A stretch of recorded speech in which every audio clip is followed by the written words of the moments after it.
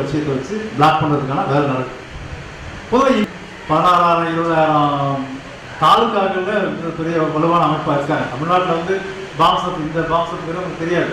இதே நீங்கள் கர்நாடகாலையோ இல்லை ஆந்திராவையோ இந்த பாம்சப்போட மாநிலமானு சொன்னீங்கன்னாக்கா நம்ம டட்டி ஸ்கூல்லாம் பத்தாது, டட்டி ஸ்கூல் கிரவுண்ட்லாம் பத்தாது. அது மாதிரி ஒரு 10 கிரவுண்டு வேணும். நான் போய் பார்த்துருக்கேன், 2-3 மாநில மாவட்டம் பார்த்துருக்கேன். இந்த டட்டி ஸ்கூல் மாதிரி ஒரு 3-4 கிரவுண்டு இருந்தால் தான் மாநாடு நடத்த முடியும், மாநில மாநாடு நடத்த முடியும்.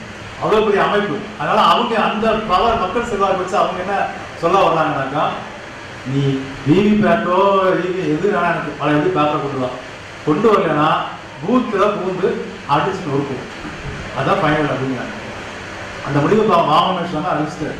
பூத்தில் பூந்து எலக்ட்ரானிக் ஓட்டிங் மிஷினை ஃபுல்லாக அடிச்சு நொறுக்கிறது அப்படிங்கிறதான் இறுதி முடிவாக அவங்க ஒரு இறுதி போராட்ட வழியாக அவங்க வச்சுருக்காங்க. அந்த போராட்டம் அந்த அளவுக்கு இந்த அரசாங்கம் கொண்டு போகக்கூடாது அப்படிங்கிறத நாங்கள் விரும்புகிறோம். அப்படி ஒரு கடுமையான போராட்டத்துக்கு போய் தோழர்களையும் சிறைப்படுத்தி நீ எப்படி திருப்பி தேர்தல் நடத்தா போகிறேன், அதுக்கு பரவாயில்ல, நீங்கள் எந்த சிக்கலும் இல்லாமல் வாக்குப்பதிவு இயந்திரங்கள் இல்லாமல் பழைய வாக்குச்சீட்டு முறையை கொண்டு வரணும் அப்படிங்கிறது தான் இந்த கருத்தரங்கத்தோட நோக்கம். சும்மா பொதுவாக வந்து வாக்குப்பதிவு இந்த வாக்குப்பதிவு மின்னணு வாக்குப்பதிவு இயந்திரங்களோட சிக்கல் எலக்ட்ரானிக்கலாக டெக்னிக்கலாக நம்ம பேசலாம், நிறைய பேசலாம். ஆனால் அது நமக்கு தேவையில்லை. அரசியல் களங்களில் சமுதாய களங்களில் வேலை செய்கிற தோழர்களுக்கு இதோட டெக்னிக்கல் டீட்டெயில்ஸ் நமக்கு தேவையில்லாதுன்னு நினைக்கிறேன். இது ஆபத்தானதுங்கிறத நம்ம புரிஞ்சுக்கிட்டோமா போதும். இன்னொன்று, இந்த இடத்துக்கு நம்ம வர்றதுக்கு எவ்வளோ கஷ்டப்பட்டோங்கிறது நமக்கு தெரியும். அதுக்காக தான் உங்களுக்கு 84 ஹிஸ்டரி சொன்னோம்.